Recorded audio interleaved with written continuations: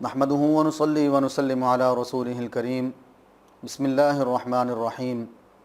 نبی کریم صلی اللہ علیہ وسلم کا ارشاد گرامی ہے، اشفعوا توجروا، سفارش کرو اس کے اوپر تمہیں اجر دیا جائے گا۔ اب یہاں اس سفارش کے اندر سفارش سے مراد وہ سفارش ہے کہ جس کے اندر کہ آپ جس کے لیے سفارش کر رہے ہیں وہ سفارش کا مستحق بھی ہو۔ مثال کے طور پر آپ کو پتہ ہے کہ فلاں جگہ پر، جیسے موقع کے لحاظ سے میں آپ کو مثال دے رہا ہوں کہ رمضان کا مہینہ چل رہا ہے، رمضان کے مہینے میں لوگ زکوٰۃ، صدقات، عطیات، فطرات یہ نکالتے ہیں، اور آپ کو پتہ ہے کہ فلاں آدمی وہ زکوٰۃ، صدقات، عطیات، فطرات نکال رہا ہے، اور فلاں جو بندہ ہے وہ سفید پوش ہے، وہ بھی اس کا مستحق ہے۔ اب آپ کو اس نے کہا نہیں، نہ کہنے کے باوجود آپ اس بندے کے پاس آ کر، جو بندہ زکوٰۃ صدقات نکال رہا ہے،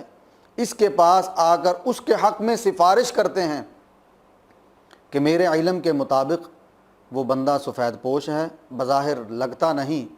لیکن میرے علم کے مطابق وہ اس کا حقدار ہے کہ اس کی مالی معاونت کی جائے۔ تو یہ وہ سفارش ہے، اشفعوا توجروا،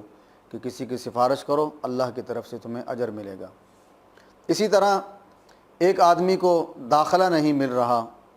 کسی بھی معاملے کے اندر، تو آپ یہ سمجھتے ہیں کہ یہ بندہ، یہ بچہ، یہ طالب علم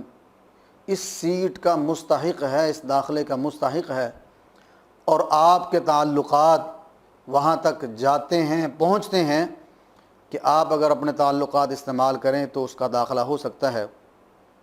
تو اب آپ اس کی سفارش کریں گے تو اللہ کی طرف سے آپ کو اجر دیا جائے گا۔ تو اس حدیث کے اندر آپ صلی اللہ علیہ وسلم اپنی امت کو یہ بتلا رہے ہیں کہ یہ سکھلا رہے ہیں کہ جہاں پر آپ کا مسلمان بھائی سفارش کا مستحق ہو وہاں پر آپ اس کی سفارش کرو اور پھر اللہ کی طرف سے اس کا اجر پاؤ۔ یہ نہیں کہ وہ سفارش کا مستحق ہے اور آپ سفارش کر بھی سکتے ہیں، کرنے کے باوجود آپ اس کی سفارش نہیں کر رہے، تو یہ آپ اس کے ساتھ زیادتی کر رہے ہیں۔ تو بہرحال اس حدیث سے ہمیں یہ سبق ملتا ہے کہ جہاں پر ہمارے سامنے کوئی اس طرح کا معاملہ آئے اور ہمیں محسوس ہو کہ یہ بندہ اس جگہ کا، اس سیٹ کا، اس معاملے کا اہل ہے، اور میں اگر اس کی سفارش کروں تو یہ اہلیت کی بنا پر اور میری سفارش کی بنیاد پر یہ اس معاملہ کے اندر اس کے لیے آسانی پیدا ہو سکتی ہے، تو ایز اے مسلمان بھائی ہمیں آگے بڑھ کر اس کی سفارش کرنی چاہیے اور اس کا معاملہ آسان کروانا چاہیے، اور جب ہم اس طرح کام کریں گے تو اللہ تعالی ہمیں اس کا ضرور اجر عطا فرمائیں گے۔ اللہ تعالیٰ کی بارگاہ میں دعا ہے اللہ ہم تمام کو اس حدیث مبارکہ کے اوپر عمل کرنے کی توفیق عطا فرمائے۔ وآخر دعوانا ان الحمد للہ رب العالمین۔